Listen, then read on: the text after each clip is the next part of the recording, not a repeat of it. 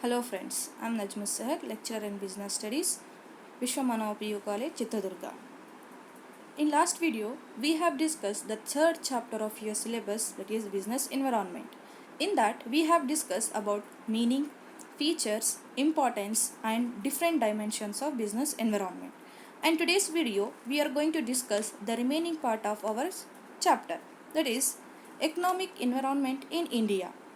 Economic environment is a macro factors which is related to the production, distribution and wealth. These factors have an influence or have an impact on business as well as industries.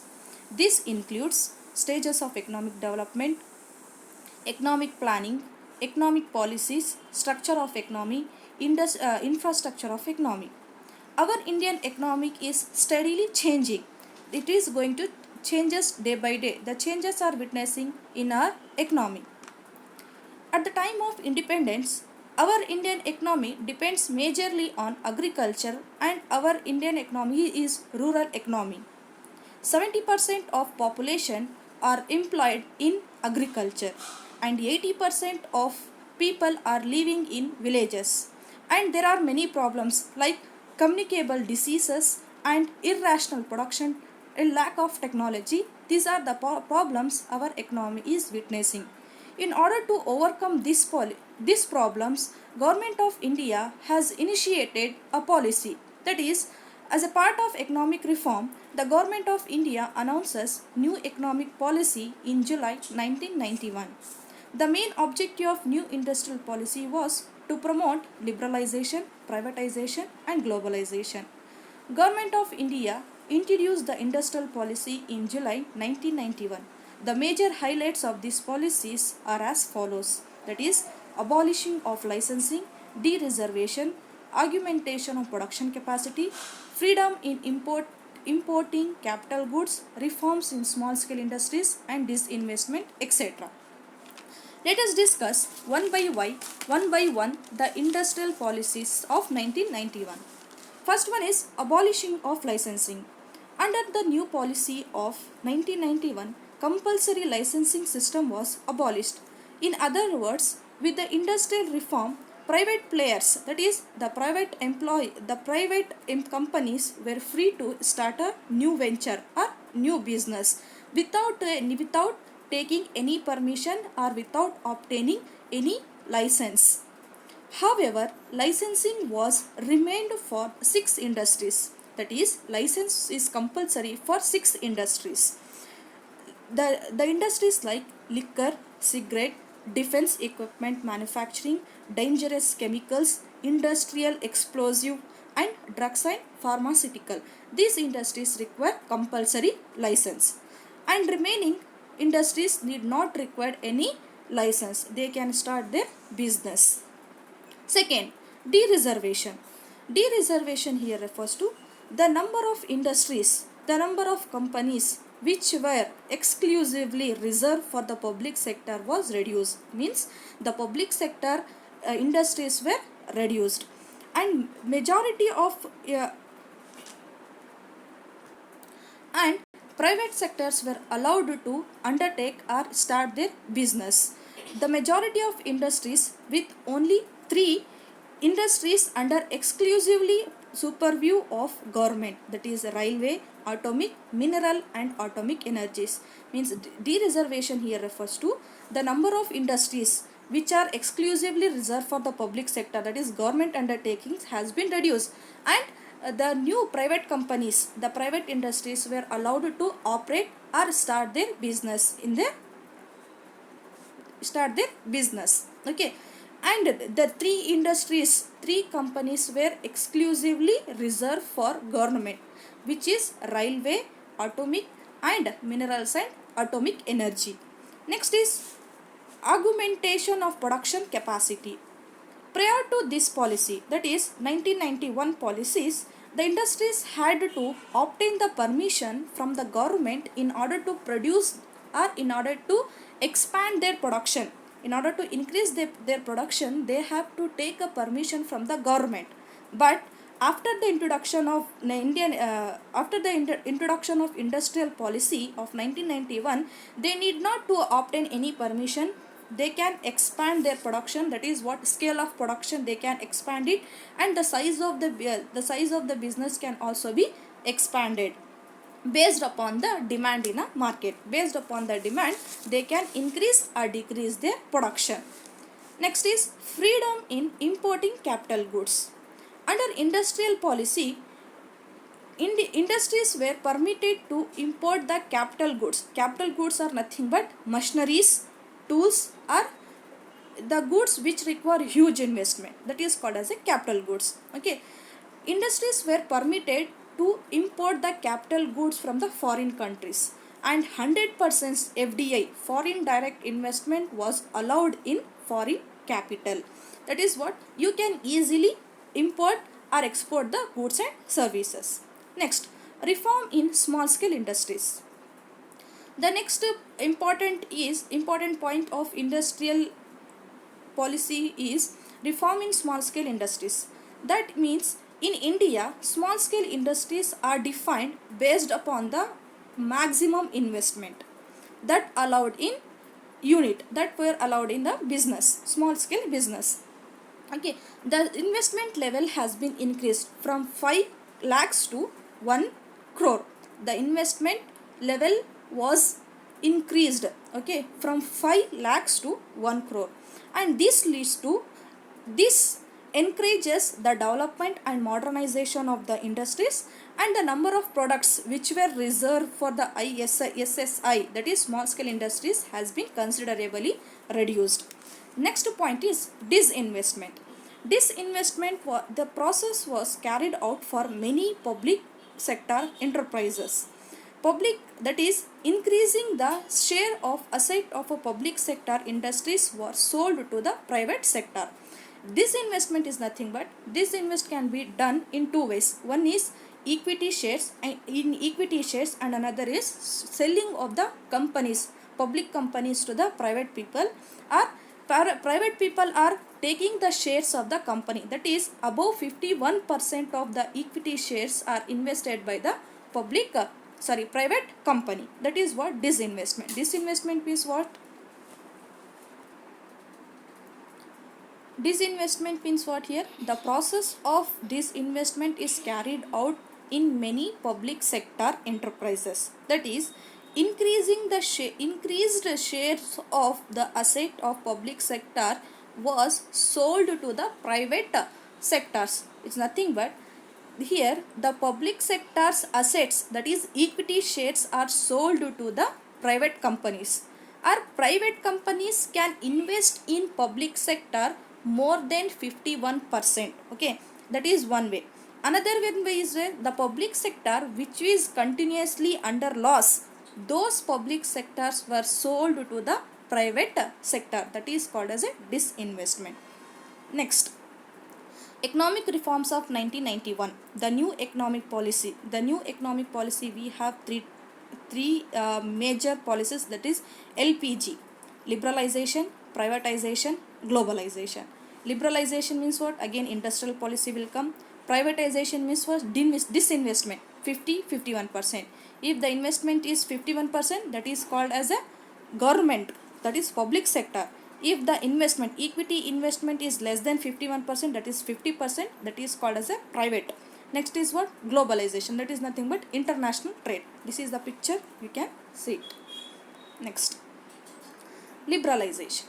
What is liberalization? Again very important. This may be asked for 2 marks. Liberalization, it refers to the removal of unnecessary controls and restrictions of the government in the license, permits, and quotas. Liberalization, the word itself says liberal valuation, like that. Here liberal means what? The unnecessary control, restrictions over business was completely removed. Okay, restriction was removed by the government. What type of restrictions here? In order to start a business, in order to start business, we need to take a permission from the government, that is license we need to obtain, but that has been removed. okay, permits, that as again that also be reduced, and quota system is also reduced. India initiated liberalization of industries in 1991. Liberalization took place with respect to license required for the establishment of industries were abolished. Here, licensing Raj has been completely abolished. Only 6 industries require compulsory license that I have already discussed. Next, enterprises become free in deciding the scale and size of production and price of the product. Here, the industries, the companies, they have a freedom to decide the scale of operation. That is what, how much the goods they can be, goods and services they can be produced, and size of the production, whether they want to produce in large quantity or small quantity. Okay, depends upon the marketing demand. And the companies also have a freedom to decide the price of a products, as well as the price of the product will also be decided by the industries. They are free. Next, restrictions were removed on movements of goods and services. So here the restrictions were also removed from the movement of goods and services. You can easily import and export the goods and services with less liberally. Okay, procedure regarding import and exports were also relaxed. Here, the cumbersome procedure, the procedure for importing or exporting the goods and services, and import and export duties, tariff will also be reduced here. That is what liberalization. Next, privatization. What is privatization? Private, the word itself says private, privatization. It implies according to the greater rule to the private sector and reducing the involvement of public sector. So here under privatization, what happened? The ownership, the management and the control. The ownership, management and control has transferred from public sector to the private sector. Here the greater importance or the greater emphasis has been placed to the private sectors rather than the public sectors. Here the ownership has been transferred, the management has been transferred, the control has been transferred from the public sector to the private sector. So it takes place, that is privatization take place in the following manner. Disinvestment of public sector enterprises, that we have discussed. Disinvestment, it can be done in two ways. One is in his equity, another is what, selling of the firm. So disinvestment can be done in two ways. One is the private companies can be invested in the public companies equity shares more than 51%, or the public sectors can be sold to the private sectors. That is what disinvestment of the public enterprise. Next is establishment of Board of Industrial Financial Reconstruction for the revival of the sick industries and loss-making industries. Here one institution was opened, that is what, Board of Industrial and Financial Reconstruction of India. So here those company who are continuously suffering losses, that is called as a sick industries. Those industries which are continuously suffering losses, those industries were referred to this board. This board what will do means, they will check the performance of the industries, whether this industry will, if I invest, if I give money, finance to this industry, whether it is going to improve its performance, or it's going to next year it may earn the profit or not. They are going to check. If the result shows positive, then they are going to finance. If not, those companies were shut down. And there are loss making industries, the industries which is under loss, those industries will also revised. Next, diluting the stake of government in public sector enterprises. That is what the third point is, what, diluting. Diluting means what? Minimizing the stakes of government. The stakes of government, the control of the government, the power of the government, authority of government is minimized in a public sector. Next, globalization. Global. What is global? The world, whole world is called globalization. So globalization refers to integration of various economics of the world, combining the different countries' economic Okay, that is called, we say, globalization. It refers to integration of various economics of the world. We are going to integrate our Indian economy with the world's economy. That is called globalization. It implies reducing the restrictions on import and export, that is what EXIM, such as licensing and tariff. Policy in this regards as follows. What are the policies has been done in this globalization? Means removal on restriction,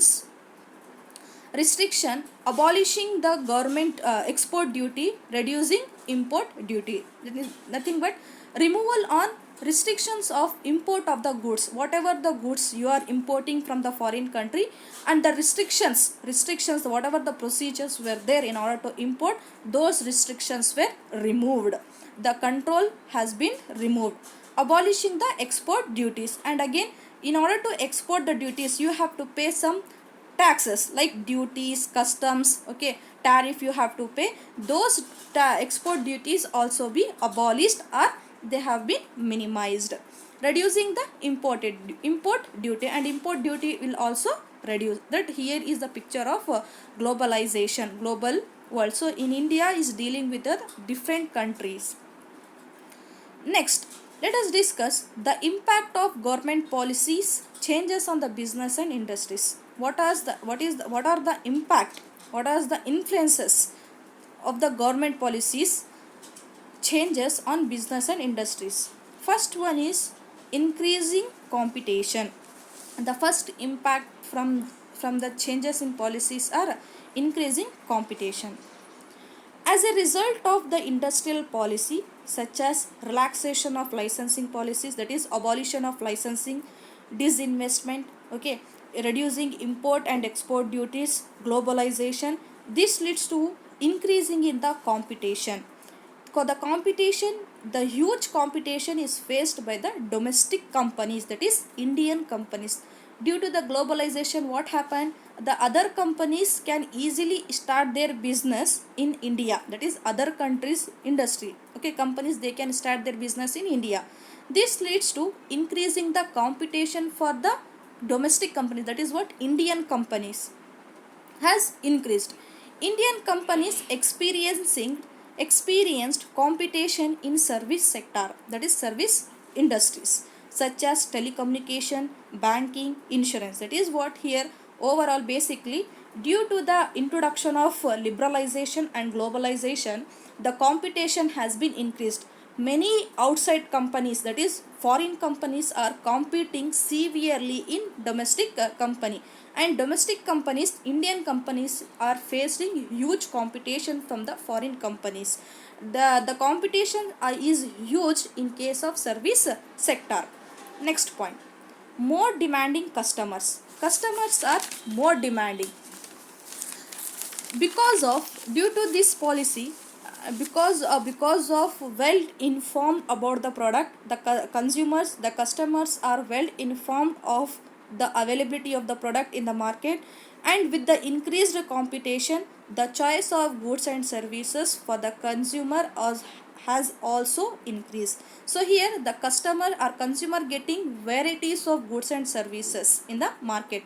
They get the choice of goods and services, and from this the customers also gain the quality product and greater variety, different types of product and services they will get it, and as well as the good quality of goods and services they are getting at a lower price. Next, rapidly changing technological environment.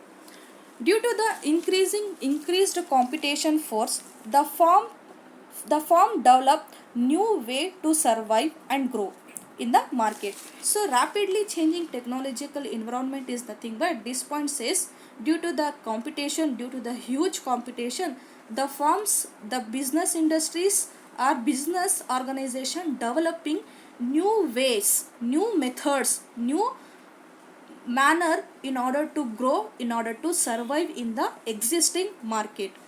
The new technology may be developed, okay, the new technology make it possible to improve the machine process product and services. When we have a new technology, we can go for the new machines, new process, new method, new products and services. Again, this creates a tough competition to the small scale industries. Again, due to the rapidly changes in the technology, again it gives tough competition to the small scale industries. Next, necessity for the change.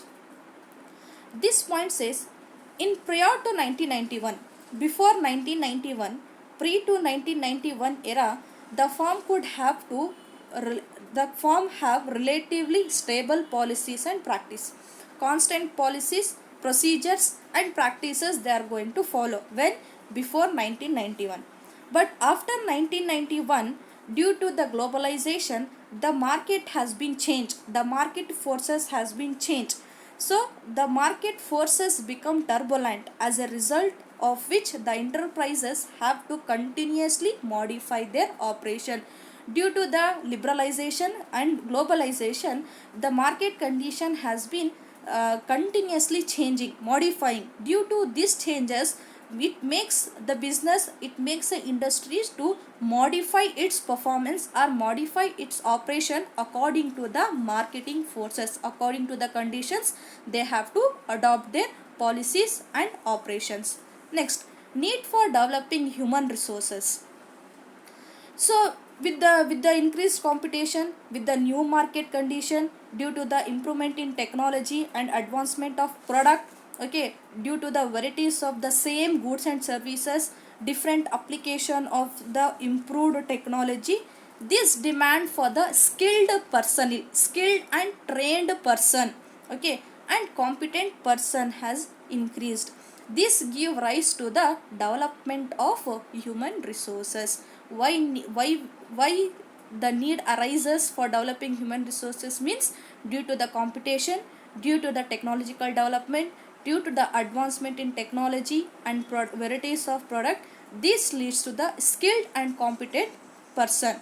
So in order to have those human resource in our organization, we need to provide training to them in order to develop the human resources. Next, market orientation. What is market orientation? Earlier, our earlier in organization, they focused only on production orientation. Their focus is only on production orientation. That is nothing but produce first you have to produce the goods and services, later you have to market in a later you are going to market the goods and services. That is what earlier orientation. But now today's market, what we are going to do is, first we are going to identify and analyzes the marketing condition. Okay, here we are going to analyze the marketing condition, and later after that we are going to produce the goods and services according to the customers requirement, according to the marketing conditions. That is what market